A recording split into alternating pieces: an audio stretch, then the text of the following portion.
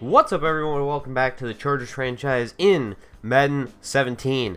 And today we have a big opportunity. With a win and the Bengals loss, the Chargers can clinch the top seed in the AFC. With a win and either a Bengals or Patriots loss, the Chargers will clinch a first-round bye. So this is a big game, and this is arguably the biggest game of the season in terms of matchup for the Chargers, as they will be taking on the Seattle Seahawks in prime time. And it's a big game for Seattle too, because they have similar things at stake. With a win, they can clinch the top seed in the NFC. With the Cowboys' loss, they can clinch the top seed with the NFC. But if they lose and the Cowboys win, that puts them in a first place tie during Week 17, which could throw that top seed into question for the NFC and make it an interesting playoff run, even though they're both guaranteed first-round byes. Look at the Eagles, Cardinals, Vikings, and Saints that are all behind them.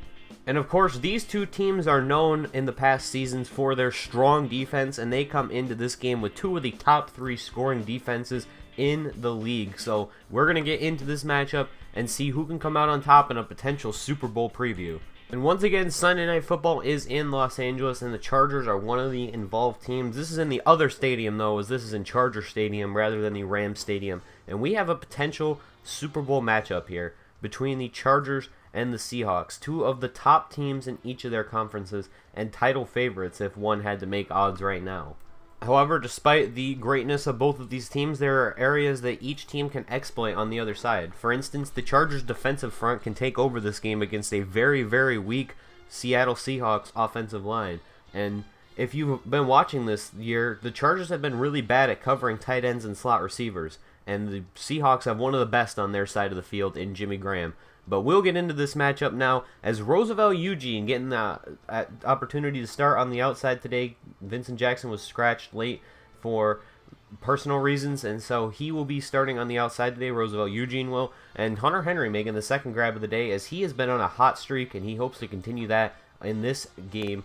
And now going over the middle to Roosevelt Eugene, working out of the slot. We moved our receivers a little bit all around in the formations. He's not going to pick up the first down, but we are going to get a field goal out of that. And now Jimmy Graham going to make a catch right there, as he's getting to work early, and he is going to be taken down very quickly, though, by a couple of our linebackers. And now second down and 3, and this is going to be Thomas Rawls, and a missed tackle right there. And Dominique Bernard is actually Melvin Ingram, excuse me, is going to have to chase him down the field. And I believe Clinton-Dix was the other one on that tackle right there. That's going to get them across midfield. And now Rawls cutting it outside, and a missed tackle once again. This time I believe that was Jonathan Joseph. But now they are going to be down almost inside the red zone. And the Seahawks running now third down and 11. And going right side to Jimmy Graham. And he is just going to pick up a first down, taken down, but not before he can get across the line.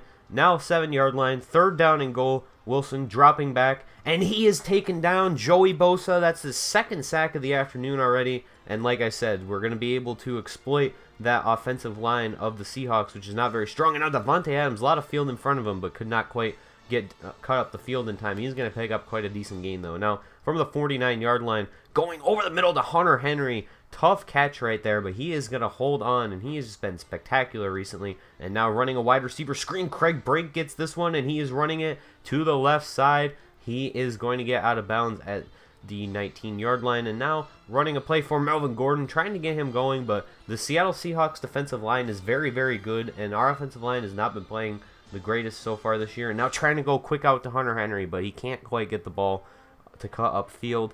And so that is going to be another field goal for the Chargers. And now Rawls cutting it outside, missed tackle. Jason Verrett, who else would it be? And he is going to pick up a first down right there. And now almost at midfield. And it's going to be Thomas Rawls once again, this time getting a good, clean look on the right side. A good block right there by the right tackle. Now third down and 2.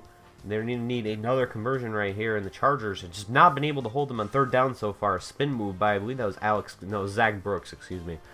But not Thomas Rawls right there. They can't stop anybody this early on here. And now Russell Wilson going to Doug Baldwin. This is going to be a flag, though. And we will see what this flag is in just a moment, as it's second down and 10 for the Seahawks. And now it's going to be second down and 20 That is a hold on Alvin Bailey. Not a good day for Alvin Bailey. He's gotten beat twice by Joey Bosa already, and then he commits the penalty right there. 3rd down and 15, going over the middle to the running back, Zach Brooks, and he is not going to pick up a first down. So it's battle field goals here early on, and now we're inside the 2-minute warning, and the Chargers have 2nd down and 18 after taking a sack, a spinning throw by Phillip Rivers down the field, and Craig Brink catches that one to convert, and now 3rd down and 2, 24 seconds left, and now going over the middle, Melvin Gordon. I cannot believe he caught that one. But the Chargers are going to have to take a timeout. They only have 1 left now from the 23-yard line with 19 seconds left. And now going right side to Davante Adams. Couldn't quite create more space. And now going for it with 2 seconds left in the half. They're going for it all. In a game like this, this could change the tide. And Davante Adams is open, and he scores the touchdown. Chargers go up 12-6. Greg Zuerlein would miss the extra point, and Antonio Gates getting aggressive there, and it pays off as the Chargers are going to go into halftime with an extra 3 points that they wouldn't have had if they had just kicked the field goal. And then Terrence Mitchell, the first interception he has gotten as a Charger, a sliding grab right there, and it only took him getting benched and having to re-earn a starting spot due to injury to ever catch an interception. But he's been a solid safety throughout the series, and re-signing him this offseason is going to be a priority for depth. And now Roosevelt Eugene operating out of the slot once again, 2nd down and 10. He's going to convert right there. Now, Phillip Rivers dropping back, going right side to Hunter Henry, and this is going to be a flag. We'll see what this one is, as the call is going to be in on the field in just a moment. It's going to be roughing the passer on the Seattle Seahawks, and that's not good. Cliff Averill making the penalty right there. And the Chargers are going to have really good field position. Now 2nd down and 8 after a 3-yard run on 1st down. And Rivers dropping back, and he is going to get sacked. That one coming off the right side, or the left side, excuse me, from the corner by L. Tracy. But 3rd down and 14 now. Going to try and play a little conservatively maybe to get the field goal. But Phillip Rivers slings it down the field, and that's Craig Brink. The Chargers going aggressive, throwing down the field on these 3rd downs. And it's paying off for them. And now Seattle is forced to punt once again after going 3 and out.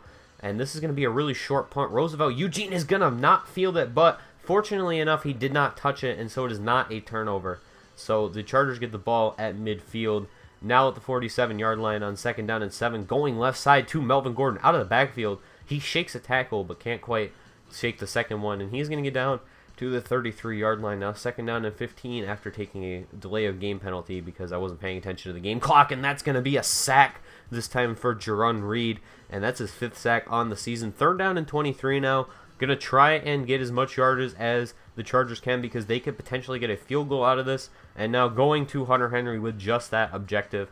Down to the 33, it's going to be 4th down and 10. Not going for this one. They're just going to pad their lead now 21-6. And it looks like this game might be out of reach for Seattle the way their offense has been playing today. They've only been able to muster up 2 field goals, and Russell Wilson's already turned the ball over. They're not moving the ball down the field at all. Now from the 48-yard line, and this is going to be outside to Jimmy Graham, who the Chargers have not been letting get loose today. Other than that big 1st down catch, he's not had a good play all day. And now Tyler Lockett here on the right side, but this is going to be a penalty that is also going to be going against the Chargers, and it's a roughing the passer penalty on Melvin Ingram. And there were a series of penalties down on the goal line, and so now it's 3rd down and goal from the 10, and this one's going right to Zach Brooks, but a game-saving or touchdown-saving tackle right there. The Seahawks would settle for a field goal, and they would not be able to score the rest of the game, as that is going to be it. 21-9 final for the Chargers. The Chargers absolutely dominated this game. And their red zone defense really came through in this one as the Seahawks, came down to the red zone several times and just did not ever score a touchdown. Every time they kicked the field goal, they did not score a touchdown any of the times they were down in the red zone. And the Chargers defense played really, really well this afternoon. And the offense played very well too for them, even though they couldn't really score until the end of that second half. Phillip Rivers had an amazing afternoon. The defense really tightened up on Thomas Rawls in the second half. They were spreading the ball around. Hunter Henry had 10 catches, but only 87 yards, and everybody else kind of chipped in. Roosevelt Eugene had a pretty decent day. I'm excited to see what he can do going forward. We're probably not going to play the week 17 of this. I haven't quite decided yet, but we are definitely encouraged by this performance, and we've been on a hot streak against pretty good teams. 2 playoff teams from last season, and we've beaten both of them pretty handily. The Steelers last week and the Seahawks this week, And that's pretty much it for this episode. So next week, we face the Oakland Raiders, and we need to win, or Cincinnati needs to lose to clinch that top seed. Because if Cincinnati wins, they have the tiebreaker over us. So that would not be good. Obviously, we're going to probably get a first-round bye, but we'll see. The Patriots lost this week, so I'll cover all that next episode, and we will see how Week 17 goes. So thank you guys for watching. Hope you enjoyed. See you next time for more Chargers franchise in Madden 17.